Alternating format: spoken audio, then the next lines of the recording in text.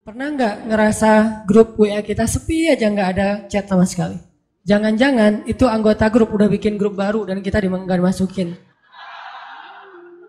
Itu biasa banget kan kayak gitu. Cara ngusir secara halus, jadi kita nggak dikeluarin, nggak di-kick. Cuman mereka bikin grup baru yang tadinya anggotanya 50 orang, mereka bikin grup 49 orang, cuma kita doang yang nggak masuk gitu.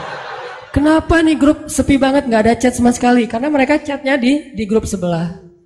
Nah, kalau kita ngerasa grup WA kita tuh sepi, ada nggak rasa nih kenapa ya, saya ada salah apa ya ke teman-teman kok sepi banget?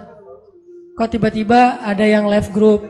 Maaf ya, atau tiba-tiba ujuk-ujuk left grup aja nggak ada pamit, nggak ada omongan apa-apa. Terus kita bertanya-tanya ada masalah apa ya? Kayak kita ngetelepon seseorang, kenapa selalu dialihkan ke nomor yang lain? Berarti nomor kita jangan-jangan di blok misalnya. Kita nge-request untuk nge-follow dia kok nggak di-approve gitu ya, kok nggak diterima-terima. Kita minta di fallback kok nggak di fallback misalnya. Kita sering mempertanyakan hubungan kita dengan manusia, tapi sering nggak kita mempertanyakan hubungan kita dengan Allah? Setiap hari kita mempertanyakan hubungan kita dengan seseorang, apalagi seseorang yang ada rasanya di hati kita. Itu setiap hari kita pertanyain. Lasin udah lewat sekali, tapi yang saya belum dibaca. Lewat yang kedua kali, yang ketiga kali. Kenapa 3 kali lewat lasin, tapi kok WA saya nggak dibaca aja dilewatin gitu? Emangnya dia yang WA banyak banget? Mempertanyakan. Kalau pas barengan dia kelihatan kayak agak sedikit kurang bersemangat gitu, kita mempertanyakan, kok kamu nggak bahagia bareng dengan aku gitu kan? Kita mempertanyakan terus hubungan kita sama seseorang. Apakah kita punya kepekaan yang sama untuk mempertanyakan hubungan kita dengan Allah Subhanahu wa taala? Dan kalau kita tidak baik hubungannya dengan Allah, nggak mungkin bisa baik dengan siapapun. Kalau nggak baik hubungannya dengan Allah, nggak mungkin kita bisa enjoy ngejalanin hidup kita. Nggak mungkin. Sama kayak kita kalau nggak baik hubungannya dengan orang yang kita sayangin, yang berpengaruh dalam hidup kita, itu pasti hari itu nggak nyaman. Pagi hari misalnya ada sedikit keributan kecil sama pasangan, itu sepanjang hari bete aja tuh. Tapi kalau pagi hari itu dibuka dengan mungkin kata-kata yang mesra, kata-kata yang baik sebelum pergi kerja, misalnya ada kecupan yang halal misalnya kan ya, itu pasti sepanjang hari bahagia. Kalau nggak percaya coba deh. Akad dulu maksudnya, akad, udah gitu coba.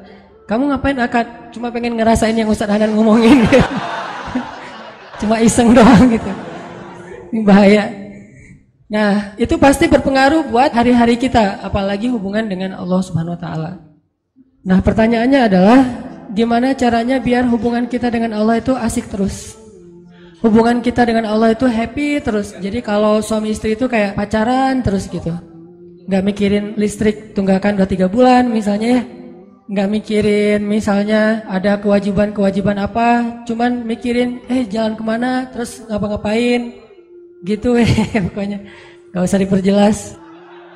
Susah ngomong depan jomblo. Banyak yang harus disensor ini mah. Nah, gimana caranya kita dengan Allah tuh punya hubungan yang selalu excited. Setiap hari itu bangun tidur bahagia. Apalagi bangun tidurnya sholat subuh, walaupun dijamak sama duha sih. Selalu bahagia gitu pagi-pagi. Pagi bahagia, malam sebelum tidur WA Allah dulu 100 ayat. Kalau nggak sanggup 100 ayat, 10 ayat deh minimal. 10 ayat baca Quran. Nah ke Allah tuh gitu, nge-WA dulu 10 ayat sebelum tidur. Terus bangun malam yang dipikirin Allah dulu. Kalau kita kan asal melek yang dilihat handphone kan ya. Asal melek handphone, aduh handphonenya lowbat jadi khawatir. Ke Allah gitu gak sih? Ngerasa lowbat di hati kita jadi ada masalah terus khawatir.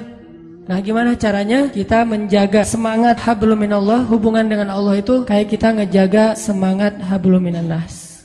Sehingga kata Allah caranya perbaiki illal musallin. Perbaiki hubungan kita dengan Allah lewat sholat.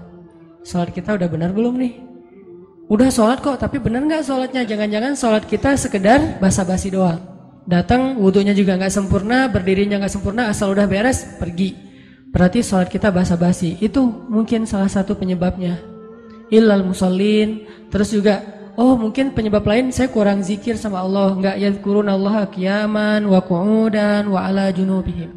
Jadi kalau kita ngerasa kenapa ya saya sepanjang hari bete aja, kenapa ya setiap urusan saya bermasalah, kenapa ya saya kok nggak tenang, kenapa? Halu'a idza massahu syarru jazu'a wa idza massahul khairu manu'at. Terombang-ambing aja perasaannya tuh nggak stabil, labil banget. Berarti ada masalah antara kita dengan Allah.